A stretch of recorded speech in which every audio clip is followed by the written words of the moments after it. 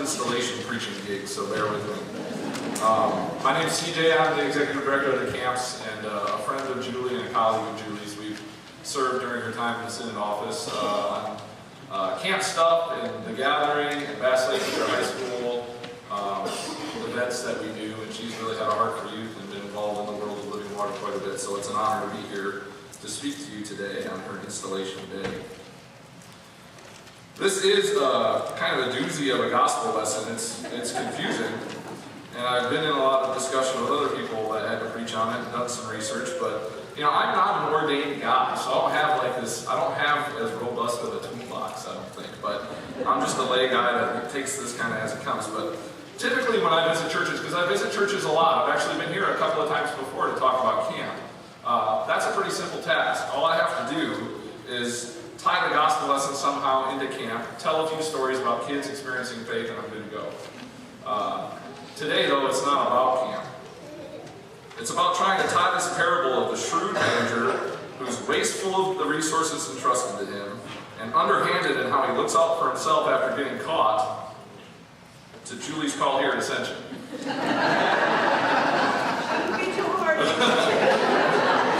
So, that was a joke. As I've been reading this gospel lesson this week again and again, what stands out to me and what I find myself drawn to is that last bit, that last thing that said, that last sentence in verse 13. Because it said, it's delivered like a punch to the face.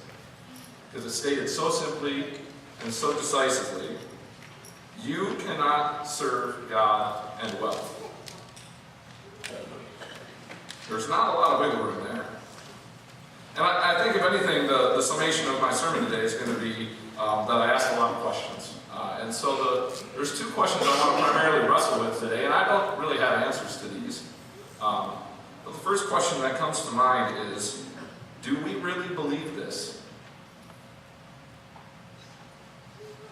Do you really believe this? Do I really believe this? Do I believe that I cannot serve God and wealth? The second question I want us to tackle is, how far does this go? Is this just about money? Or would that last phrase be more accurately stated, you cannot serve both God and anything you place in a position of value equal or greater to God? The children's sermon really kind of went there, so this will be redundant to that. It was a very good children's sermon. I have a 7-year-old son named Logan, and each night we read devotions from a book called Jesus Calling, 365 devotions for kids. And I brought it because I'm going to read from it. And it's got these simple dialogues, and they're written in the voice of Jesus as if he's speaking to us directly on daily topics. And I found the devotion for September 19th, just a few days ago, to be a really compatible discussion with this gospel lesson, with this notion of what we're dealing with today. And so I'm going to share it. It's titled, I Am Life. So this is the devotion. There's a battle going on for the control of your mind. A battle between heaven and this world, and the winner is up to you. The world pulls your thoughts down, away from heaven. It makes you crave fun for the sake of fun. It makes you want to own everything you see. And it tricks you into thinking you're better than others because of the things you have and the things you've done. The world tells you that this is life. But the things of this world don't last. Shut out the world for a while so that you can enjoy my presence. As you focus on me, my spirit fills your mind with life and peace. Yes, you live in this world, but don't let it become your life. I am life. And so we read these devotions every night, and then I always close the book and make them kind of recount to me what we talked about from memory. But we debrief it, we talk about it, we try to apply it to Logan's life. What did this mean for you? And typically he'll lift up things, and this one I believe he lifted up how video games and toys get in the way, and those are the worldly things that he can relate to. But then there was a moment at the end where he stopped, and he had this voice of realization and this look of concern in his eyes, and he looked at me and he said, but Dad, you're in this world. And the quick response is to say, yeah, well, not me, right? Not me. But how far does this gospel lesson go? Is this just about money, or is it about anything that we place an equal or greater value to God being something we cannot serve. For example, maybe another way to reword this might be, you cannot serve God and your beloved parent, or your beloved spouse, or your beloved child. You cannot serve both of those things if you've placed that other thing to equal or greater value to God. Or your career. You cannot serve God and your career, or God and your retirement fund, or God and your church. I find that one kind of interesting, because sometimes we can get caught up in that. The question that I think is at the essence of this gospel today, and that Craig touched on in the children's sermon, is, are we putting God first? Do we even want to? Do we really want to invite that kind of change into our lives? Can our lives even look the same as they do right now if we truly put God first? Lots of questions. I venture to guess that most of us here today, including myself, are pretty terrible at putting God first. Wanting to, or being able to embrace that change that does come. This is where Pastor Julie comes in. While Pastor Julie, I'm sure, struggles with this too, it is a significant part of her call here at Ascension to keep you accountable to putting God first. And I would even go further to say that it's a significant part of her call here that she allow you to keep her accountable to putting God first. I don't know if you know this or not, Pastor Julie is pretty good at calling things like she sees them and telling it like it is. It's one of my favorite qualities about her. It's why we're good friends. While she worked for the Synod, I spent a lot of time driving, visiting churches, and going to meetings, and Julie did too, so we spent a lot of time talking on the phone. And one of my roles I feel in her life is to be that truth teller that keeps stuff out in front. I trust her to hold me accountable to things like putting God first, and I do like to think that I provide that for her too.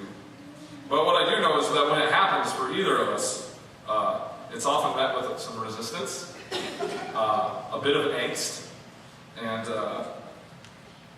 it can be hard for us because realizing that we've placed God on the back burner and all the work it's going to take and change it's going to enact in our lives to put Him back on the front burner becomes pretty undesirable. It becomes a pretty big hurdle. Sometimes I just rather focus on worldly stuff. And if I had to be honest with myself, I'd have to recognize that things like watching hours of television is not what Christ had in mind when He said, love your neighbor. Reality TV doesn't count either. I don't know if you know, Julie watches a lot of reality TV. And by a lot, I mean a lot.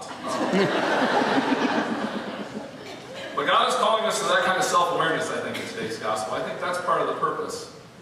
There's a lot going on here with how this shrewd manager is commended for his shrewdness. And there's a whole other sermon there, I think, in how we get creative as Christian people in delivering this message to the world and breaking the rules in order to fulfill the gospel and to get the gospel out there. But here we're talking about putting God first. We're called to that greater task. We're called to take really good care of God's interests in the face of this shrewd manager who first takes care of his own interests. And that's where we differ. We're called to put our own interests over here and put God's interests in front. And it's super easy to mix those two up all the time. We cannot serve God and fill in the blank. Whatever it is that you've got up there too high.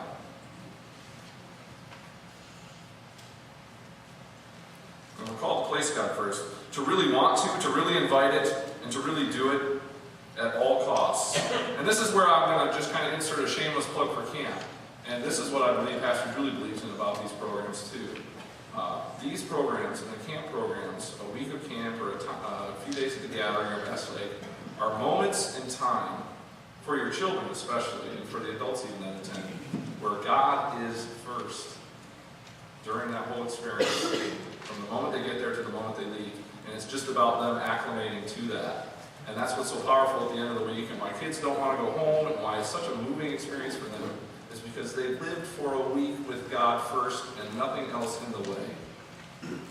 And that's powerful, and that's moving, and that's what I pray for you. So just to close, constantly challenge yourself to put God first, to evaluate, do we really believe this? Do we really own this? And it's my prayer that this congregation with Pastor Julie live a fruitful life together, putting God first.